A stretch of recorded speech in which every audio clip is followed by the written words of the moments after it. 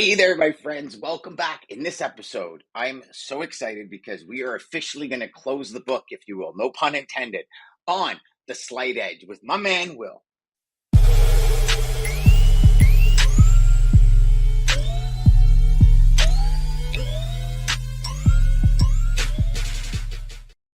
Hey, everybody. Welcome back. And today, as I said, I know I've been talking about this for weeks now.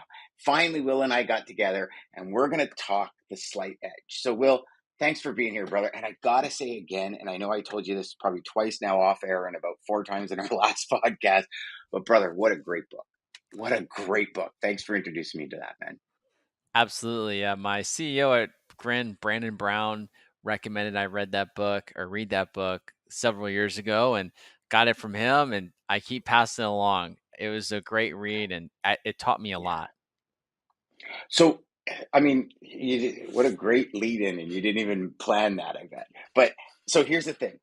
What out of everything in the book, because I mean, there's many different pieces. What's kind of that biggest piece for you that gave you the biggest kind of aha and sent you vertical? I think the biggest thing was just taking things in small chunks at a time and not overdoing it, because I think a lot of people, whether it's prospecting or working out, they're like get this motivation to work out and just go hard and lose a bunch of weight, and then they do like 6 hit classes their first week, and they do no dieting, and then they're burning themselves out. They're like, this sucks, I don't want to do this anymore, and they go back to their old ways, opposed to the Slight Edge saying, hey, how about instead of you doing 6 hit classes a week, how about we just start with walking 3 times? And then you walk 3 times a week for 30 minutes. Then maybe you do 40 minutes 3 times a week.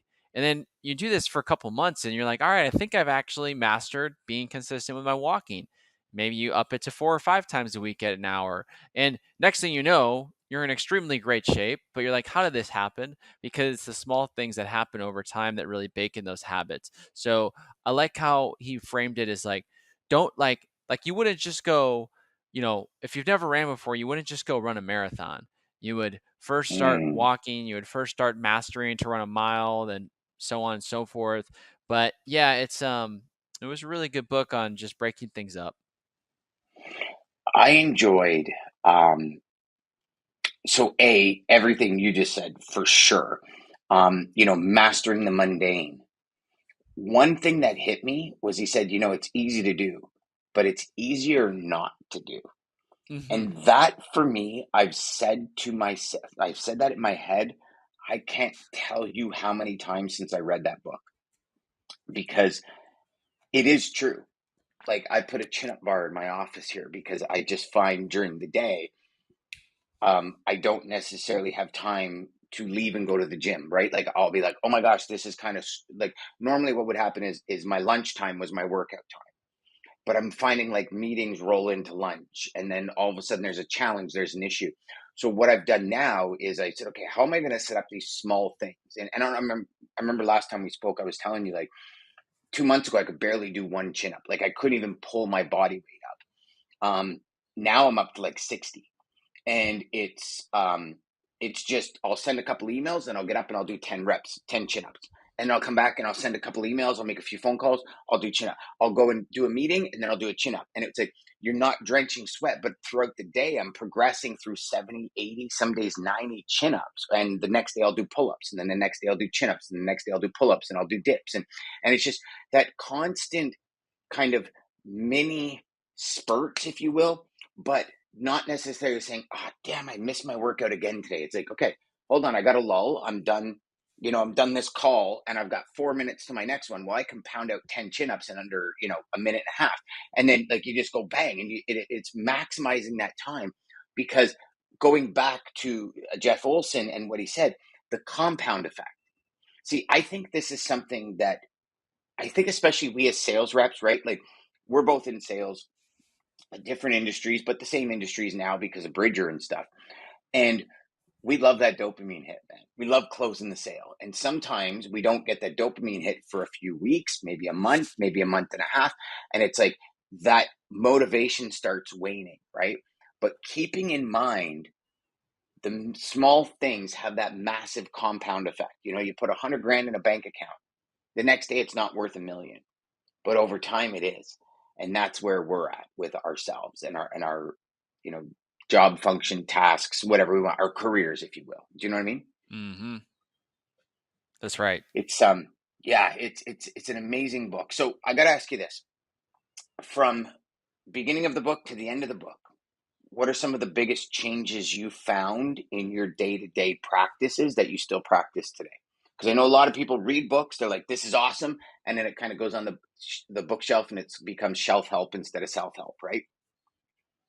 I think I implemented a lot of practices straight away after that book. One of those was my 401k because he talks a lot about 401k balances and how when you start young versus when you start older, it doesn't matter if the person who's older than you makes twice as much, you'll still actually beat them when it's all said and done because of that time and Mm, compound effect. And it just has more time in the market.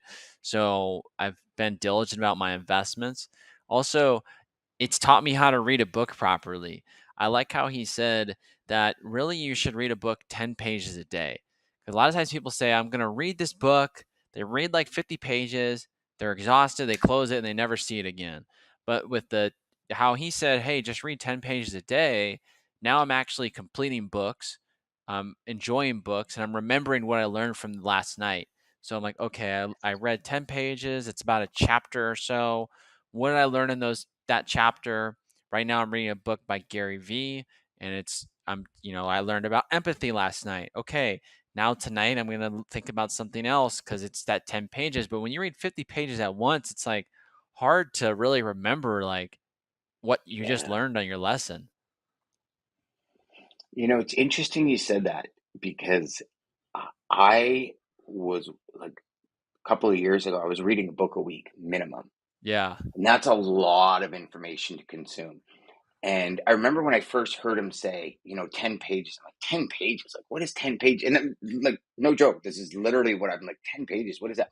And then I started practicing, and you're absolutely right. The consumption and the absorption, I'm going to say, more than the consumption, because I could think consumption is just reading. The absorption of the words, of the framework, of the process hits you harder. One Mm, thing that hit me with it was the chapter on personal development. I thought that was one of the best chapters of the book where he says there are no quantum leaps because I've been to I can't even count how many personal development seminars, taken personal development courses, paid thousands of dollars for courses, and you get the course expecting that quantum leap that you're promised at the beginning of the course, and then nothing happens, and it gives the industry a bad name, right? And just the way he said it, he said, like, listen, yeah, sure, you can make quantum leaps, but there's so few and far between. There is no such thing as a quantum leap. And that, for me, that I think I listened to that chapter and read it because I also started something new with the Slight Edges. I was reading while I was listening. I don't know if you ever tried that, but my man, that is insane from absorption, like I'm going to insane. check that And out. then, yeah, really check it out. And then another thing is if you're listening, put it on 1.25 speed Mm, because just the distortion in the voice and the voice really speeding up, and you got to really pay attention to what they're saying. Like it creates in my opinion, anyways, it created a much broader um, amplitude of listening because you're really paying attention to the words, right? Kind of like when you meet somebody with an accent, you're like, and you're like really leaning in. You're like, okay, what is he? I just watched Roadhouse with Conor McGregor, and I'm like, what did he just say? And I'm like, every time he was about to open his mouth, I'm like, I really got to pay attention here. And so when you speed up the voice and everything's going at such a faster pace, it's like you really got to pay attention. That was that's one right. thing to me that was just insane, and I was like, wow, because normally most books, especially in that genre, right? That genre is a little personal development slash business slash personal growth slash professional growth. They honor, especially when Napoleon Hill's Think and Grow Rich comes up in a book, it's typically that honor of the personal development. But for him to debunk the myth of quantum leaps, I think was spectacular. Did you get that from that piece of the book too, as well? Yeah, of course. I mean, nothing in life is like a quantum leap. I mean, you're going to learn the best when you have a consistent rhythm of learning. Like right now I'm in Mm, golf lessons. Like golf is a very difficult sport because there's so many things that go into it.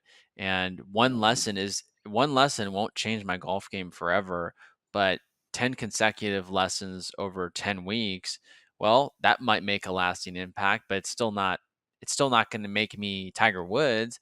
Yeah, it'll take me mhm, from novice to maybe intermediate, but then to go to intermediate to expert, that might be 20 lessons, 30 lessons. You never know. mm. So you're never going to have a quantum leap. And, I've been doing golf lessons for like past 4 months, and it's like, man, like, am I really improved that much? And then I'll go out and I'll see a really big improvement, but it's like that small compound effect of all those lessons over time that really leads me to be now better at golf. It wasn't one lesson in particular, but it was all of them compounded into one. Plus practice. Yes, Yeah. plus I mean, I practice. remember I went to Golf Digest school and was lucky enough. The company I worked for, I won a sales competition, and the owner took me to Golf Digest school. And we had a week long with Tim Mahoney. And at that time, so Tim Mahoney at that time was number 2 in the world. Number 1 was Butch Harmon, and he was Tiger Woods' golf coach.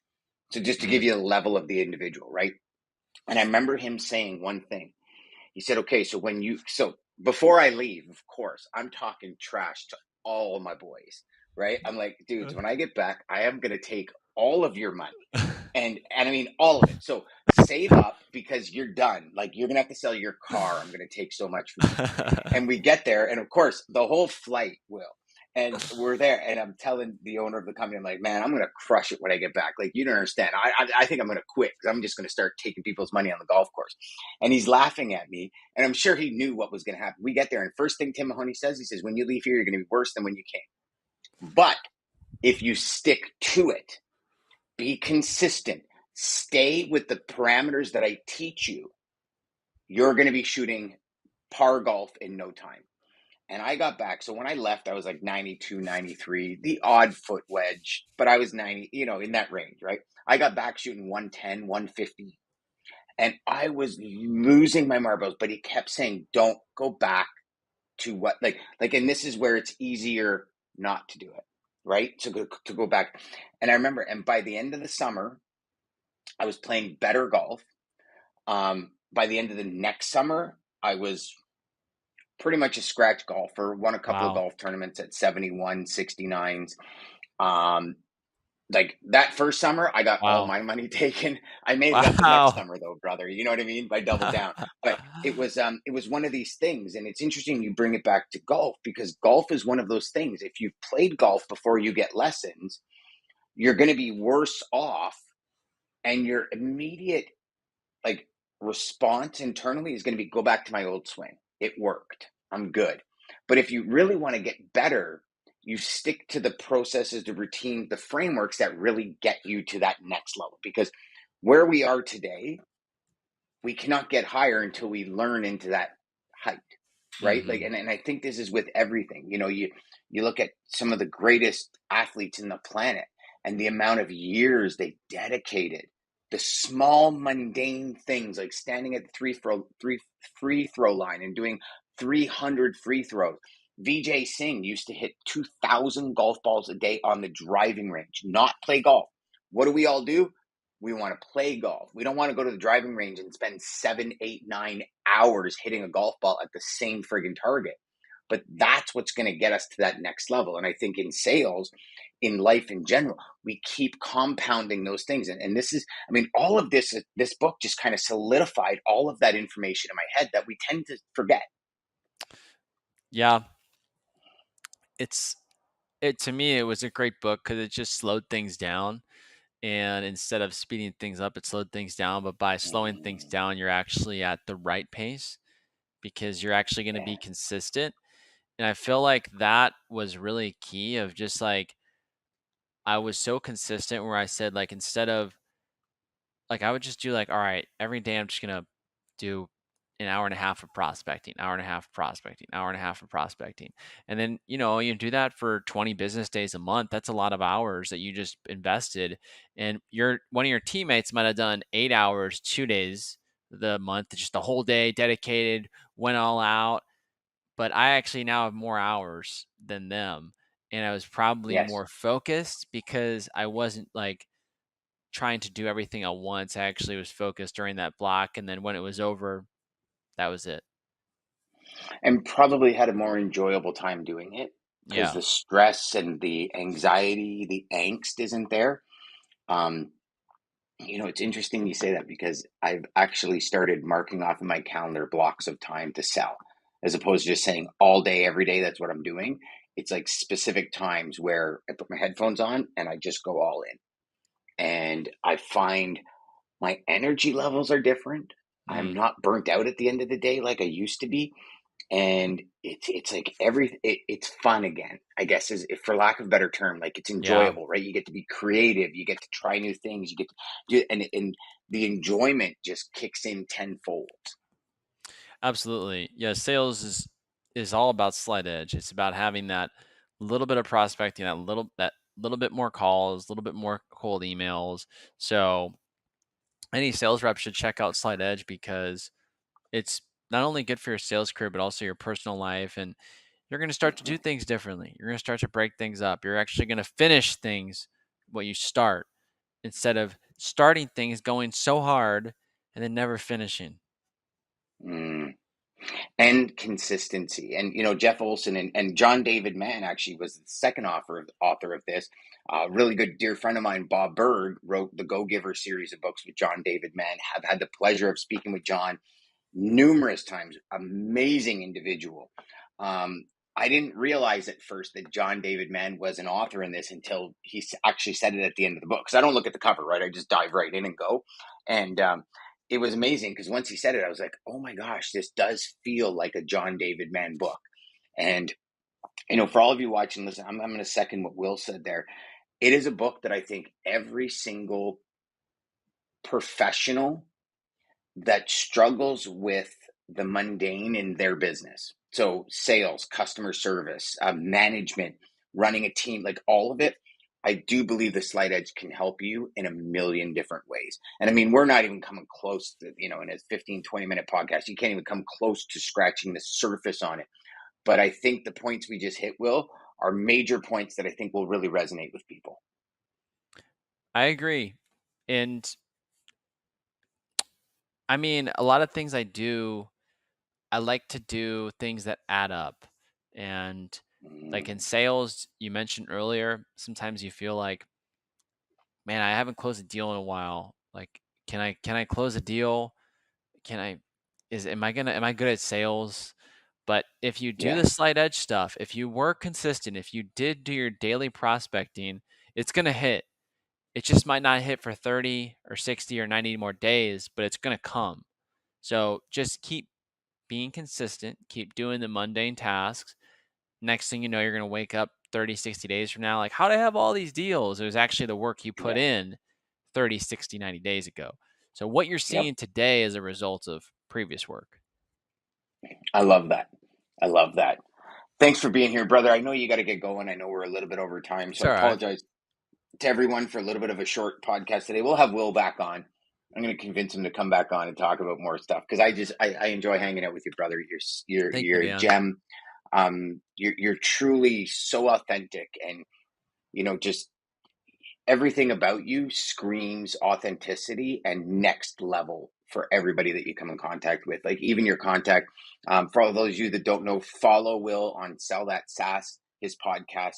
Make sure you go and subscribe to it. Follow him on YouTube because I mean the content you put out, buddy, is awesome. And Thanks, Dan. so you're always so casual about it. I love it because you're so relaxed and you're casual. You're like, yeah, man, it's like this, and I love it. I love it, brother. Thank you. Appreciate it. Thank you. Thank you. It's that's all we can do, right? At the end of the day, especially as a sales rep, it's great to be authentic in anything you do because the minute that it's not you, the buyer can tell and the audience can tell. So whether you think, I don't know if I should be myself because XYZ sales rep in my company is much better than me and he or she is way different than me. Maybe I should be more like them.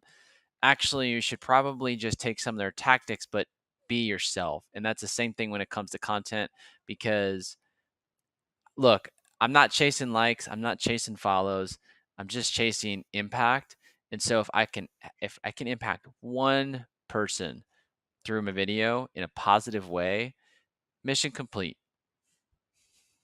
Well, I can tell you your mission's complete, brother. Thank you.